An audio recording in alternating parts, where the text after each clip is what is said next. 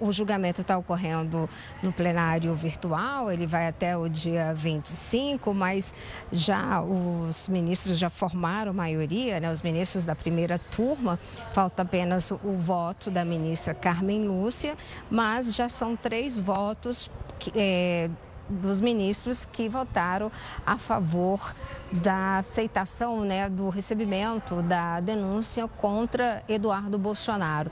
A Procuradoria-Geral da República acusa Eduardo Bolsonaro, principalmente da questão da coação, do crime de coação durante o processo.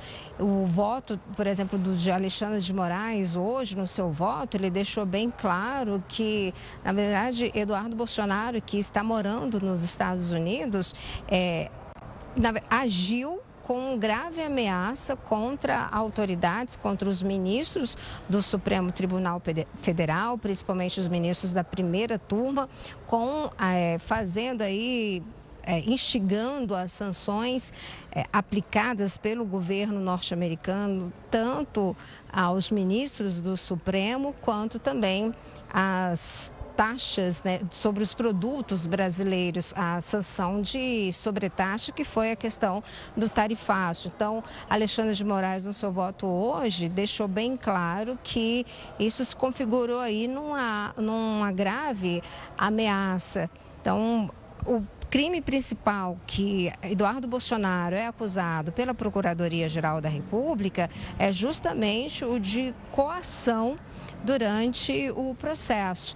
Então, esse inquérito, para o pessoal que está em casa poder entender, Daísa, é um inquérito separado do inquérito de tentativa de golpe de Estado, pelo qual o ex-presidente Jair Bolsonaro, pai de Eduardo Bolsonaro, foi condenado a mais de 27 anos. E aí, vale lembrar também, Daísa, que hoje termina o julgamento dos recursos do ex-presidente. Então, agora, você me perguntou quais serão os próximos passos em relação a esse inquérito, em relação a essa denúncia contra Eduardo Bolsonaro. Como a primeira turma já formou maioria para o recebimento da denúncia, Eduardo Bolsonaro vai ser réu, se torna agora réu no Supremo Tribunal Federal. E mesmo ainda, precisa ainda, né, para poder fechar o voto de Carmen Lúcia, mas de qualquer maneira, se nenhum ministro, até o dia 25, desses ministros que votaram a favor do recebimento da denúncia, se nenhum desses ministros voltarem atrás do voto, então já Eduardo Bolsonaro se torna réu a partir do dia 25. E aí começa todo o processo de julgamento, ele vai ter o prazo para se defender, para apresentar a sua defesa. Depois que apresentar a sua defesa, começa o ministro Alexandre de Moraes, que também é o relator, ele vai marcar as audiências, que vai acontecer exatamente o que aconteceu no percurso aí, no rito do julgamento do inquérito de tentativa de golpe de Estado.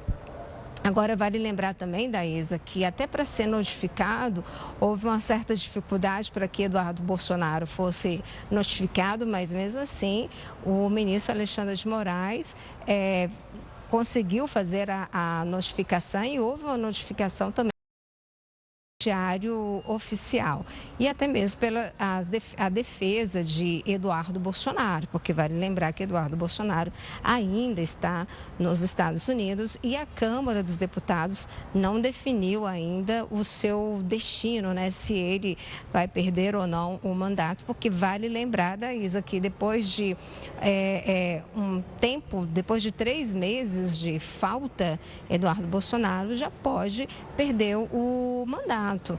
Então, quando ele foi para os Estados Unidos, ele teve um tempo de licença, que ele pediu essa licença acabou, e aí agora ele está já nesse prazo aí das contas, né, da contabilidade em relação à questão das suas faltas, porque ele precisa participar de um número X de sessões que são sessões deliberativas. Ainda tem essa questão da situação dele enquanto deputado federal.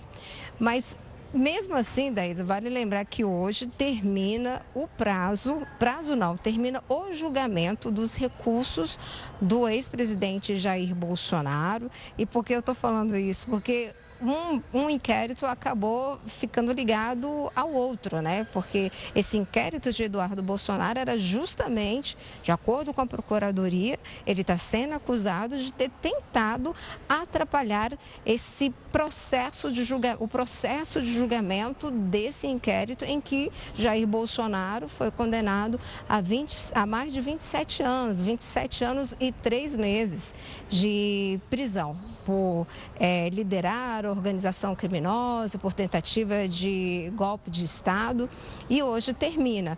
Então, termina esses recursos que são recursos são declarações. Só que esses recursos, Daísa, geralmente o que acontece em relação ao Supremo Tribunal Federal são recursos finais, que depois disso já se determina já o cumprimento da pena. E o que acontece agora? Há uma possibilidade aí da defesa entrar com embargos de declaração infringentes.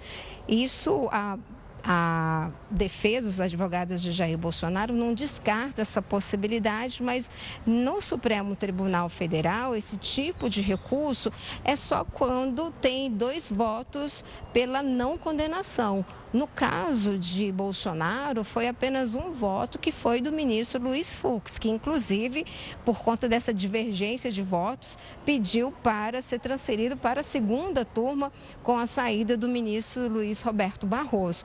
Então, há essa possibilidade, a defesa não descarta, mas tudo isso está nas mãos do ministro Alexandre de Moraes, que é o relator do processo. Ele pode dizer, a defesa pode apresentar esses recursos, mas ele pode não aceitar e entender que, na verdade, a defesa está querendo protelar a questão do cumprimento da pena. O fato é que aliados mais próximos do ex-presidente tentam fazer com que Jair Bolsonaro